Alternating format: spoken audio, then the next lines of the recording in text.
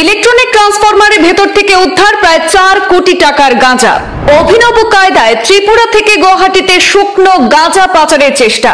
বৃহৎ পরিমাণ শুকনো গাঁজা সহ আটক করা হয়েছে লরির চালক এবং সহচালককে। মাদক বিরোধী অভিযানে এ যাবৎকালের সর্ববৃহৎ সাফল্য লাভ করল চুরাইবাড়ি থানার পুলিশ। অভিনব কায়দায় ইলেকট্রনিক ট্রান্সফরমারের ভেতরে করে ত্রিপুরা থেকে গুয়াহাটিতে শুকনো গাঁজা পাচারের পথে উদ্ধার করা হয়েছে প্রায় 4 কোটি টাকার গাঁজা।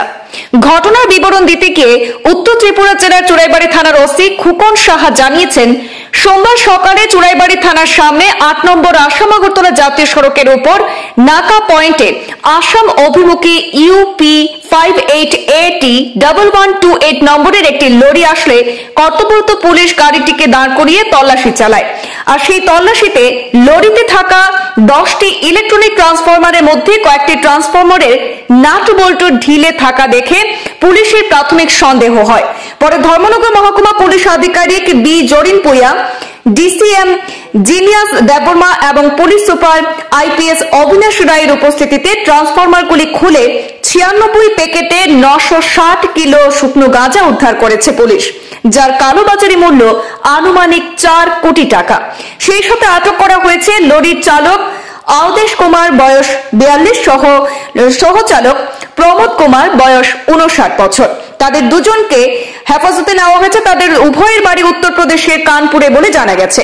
তাছাড়া গাঁজাগুলি আগরতলার খয়েরপুর বাইপাস থেকে লোড করে গুয়াহাটিতে নিয়ে যাওয়ার কথা ছিল বলেও জানিয়েছে ধৃতরা। পুলিশের তরফে জানানো হয়েছে যে ইতিমধ্যে ইলেকট্রনিক ট্রান্সফরমারের কিছু কাগজপত্র উদ্ধার করেছে।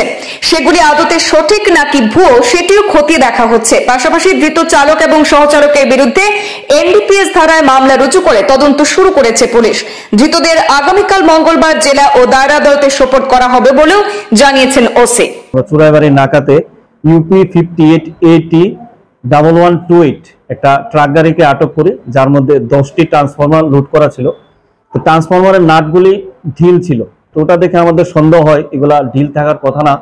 তারপরে আমরা সন্দেহ হয় যে এটার মধ্যে কোনো সাসপেক্টেড আর্টিকেল থাকতে পারে। তারপর আমরা যথারীতি এসডিপি স্যারকে জানাই, বিষয়টা এসপি স্যারকে জানাই, ডিসিএমকে জানাই। তারপরে ওরা আসলে ওদের সামনে আমরা ট্রান্সফরমারগুলি খুলে তারপরে ট্রান্সফরমারগুলি থেকে আমরা টোটাল 96 প্যাকেট গাঁজা পাই।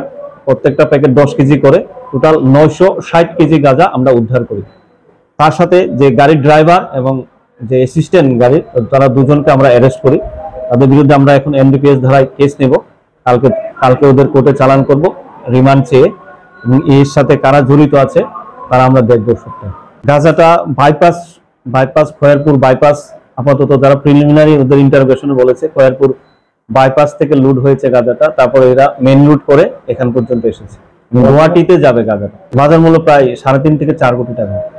না, ওদের কাছে ইলেকট্রিক ডিপার্টমেন্টের কাগজ ছিল, যে ইলেকট্রিক ডিপার্টমেন্টের জেনারেল ম্যানেজারের একটা সই করা কাগজ ছিল, যেগুলো ট্রান্সফরমার লোড করা ছিল। ট্রান্সফরমার গুলা গুয়াহাটি যাচ্ছে।